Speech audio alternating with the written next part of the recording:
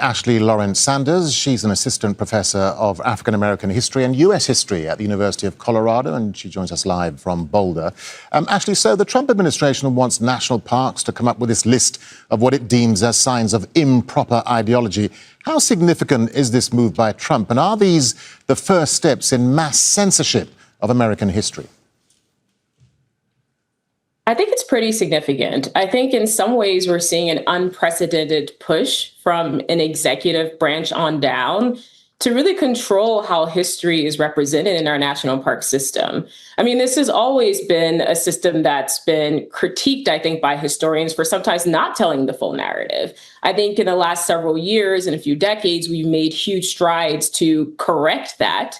And now we're seeing the backlash. And I think that it could be very detrimental to people understanding the full American story, as we saw in the Philadelphia case. Yeah, and it's interesting because staff at national parks have already flagged references to slavery, the Civil War, the Civil Rights Movement, many others. I mean, Trump calls it bringing back sanity to American history. But what exactly is improper ideology, and who decides what is and what isn't?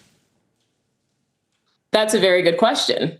Right? The improper or inappropriate content, or the language is so vague in both the executive order by the Trump administration and the Department of Interior's more specific order that these employees are trying to follow, leaves just enough leeway for anything that might seem critical of the United States or its great founders to be removed. And that's why we've seen everything from incidents in the life of a slave girl removed from historical sites, a true memoir by a formerly enslaved woman removed from sites in South Carolina, to content just generally talking about, the history of slavery or founders' relationship to slavery. They decide what's inappropriate content. And I think this is just part and parcel what we've seen what this administration has done so far, and even removing content from government websites that they say is inappropriate content. Yeah, and you mentioned slavery, Ashleigh. I mean, how does Trump's lost cause movement of the Civil War play into this? Because it looks like this also involves reinterpreting the Civil War,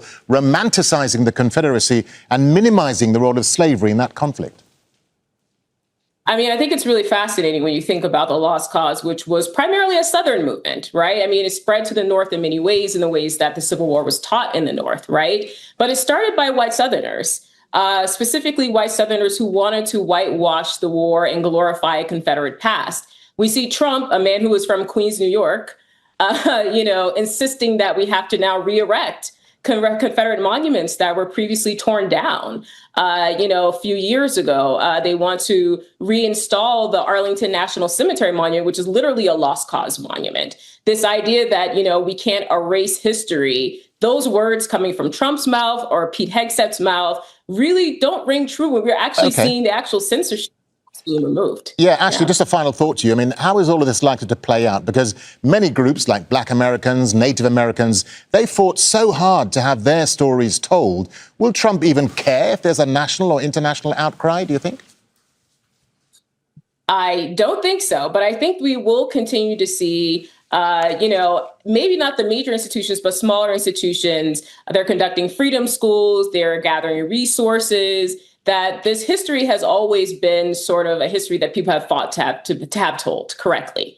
And I do think we'll continue to see that. I don't think that Trump will be moved by international outcry, but I think the history, they can't control how it's taught and how it's remembered by people. Ashleigh Lawrence-Sanders, really good to get your thoughts and your analysis. Thank you for talking to Al Jazeera, Ashleigh.